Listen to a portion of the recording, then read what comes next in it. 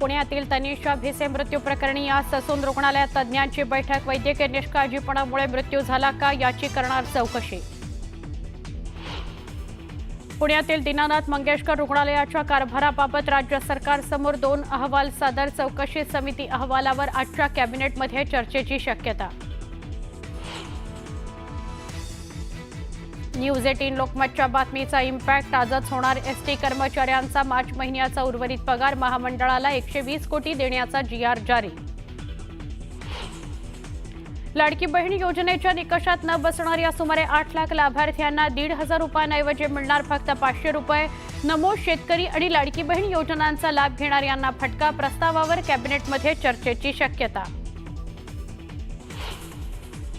नागपुरातील शिक्षक भरती घोटाळ्याची व्याप्ती आणखी वाढण्याची शक्यता। बनावट कागदपत्रांच्या आधारे अपात्र शिक्षकाला नियुक्ती दिल्याची तक्रार।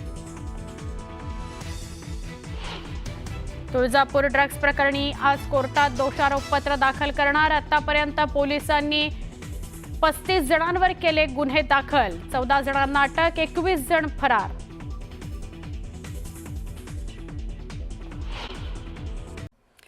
धनंजय मुंडे यांनाच वाल्मिक कराड नको होते, त्यांनीच एन्काउंटरची ऑफर दिली होती, असा नवीन एक दावा निलंबित पोलीस निरीक्षक रणजित कासले यांनी केलाय। या घडीची मोठी बातमी आहे। रणजित कासले यांनी कालही एक दावा केला होता, तो फक्त वाल्मिकच्या एन्काउंटर संदर्भात होता आणि आता जो दावा केलेला आहे तो ते असं म्हणतायत की धनंजय मुंडे यांनाच वाल्मिक कराड नको होते आणि त्यांनीच एन्काउंटरची ऑफर दिली होती। निलंबित पोलीस निरीक्षक रणजित कासले यांचा हा नवा दावा। रणजित कासलेच्या दाव्यानं खळबळ उडालेली आहे। पोलिसांनाही कासलेनं मला पकडून दाखवाच असं खुलं आव्हान दिलं गेलंय। बीडमध्ये अॅट्रॉसिटी ॲक्टनुसार रणजित कासले विरोधात गुन्हा दाखल करण्यात आलेला आहे।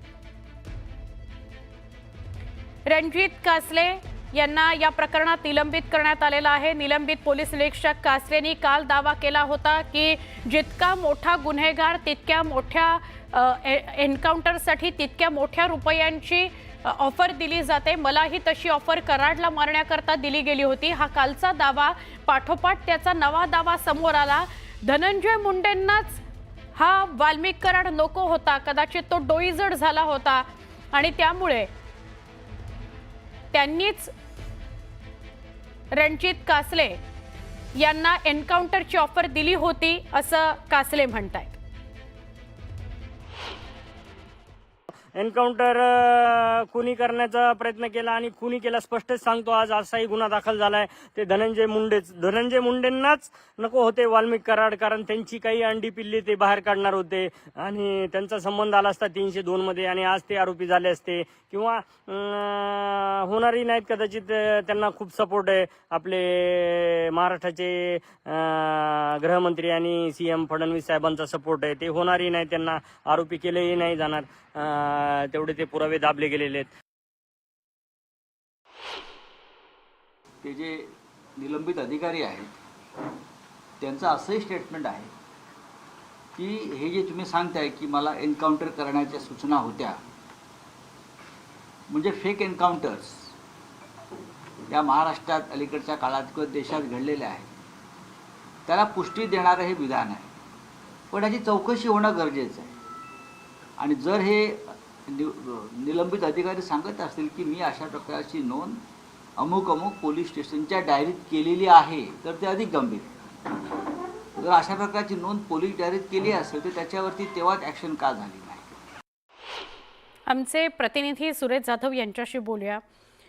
सुरेश, बीडमध्ये आपण आहात, गेली अनेक वर्ष बीडमधलं वातावरण परिस्थिती आपण जाणता आणि ही केस तर आपण अत्यंत जवळून पाहिलेली आहे। काय सांगाल या नव्या दाव्याविषयी कासलेंच्या की धनंजय मुंडेंनाच डोईजड झालेले होते वाल्मिक कराड, त्यांनाच नको होते ते?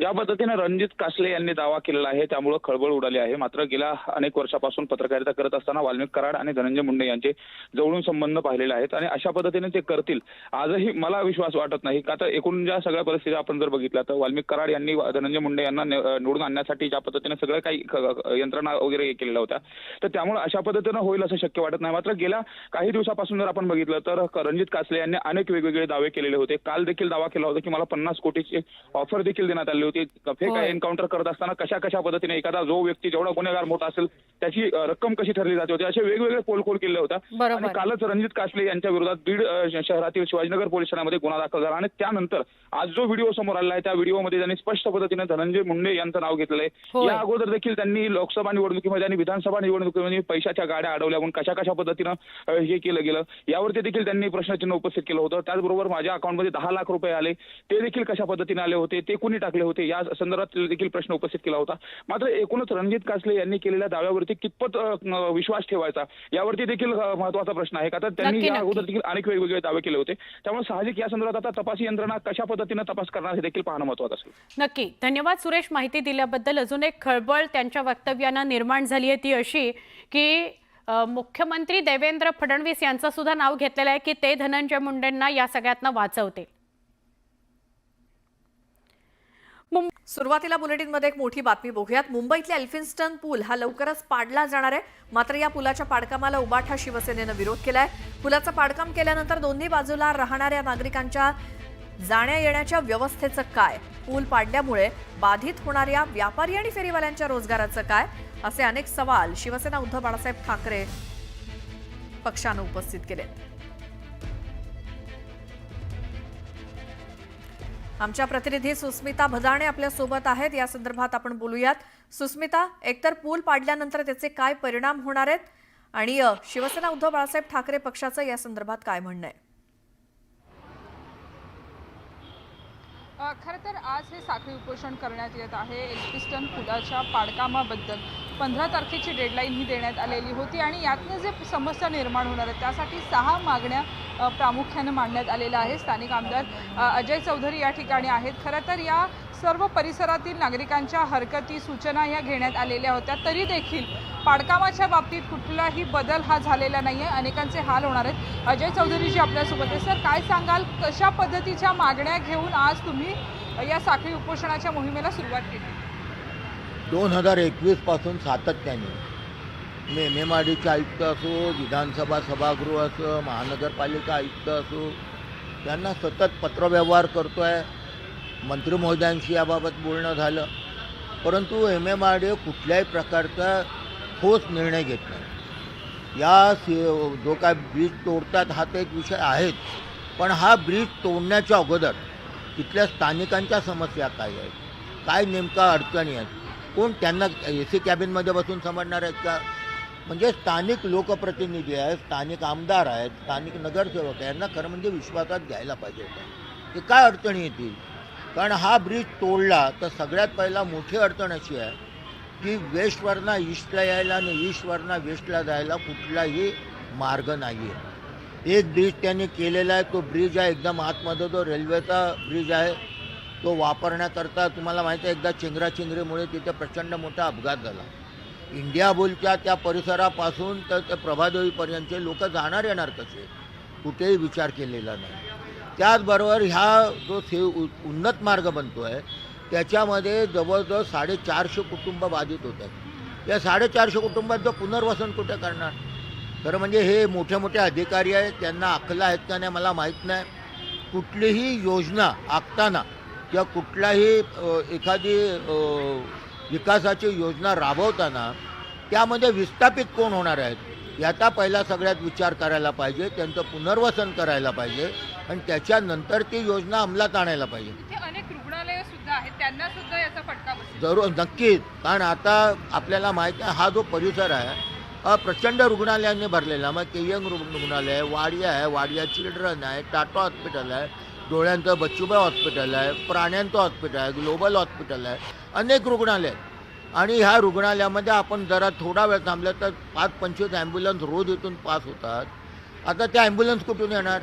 मग दादरवरनं यायचं बोललं तर वळसा टाकून यावं लागेल, असं ट्रॅफिक पुष्कळ जाम असते.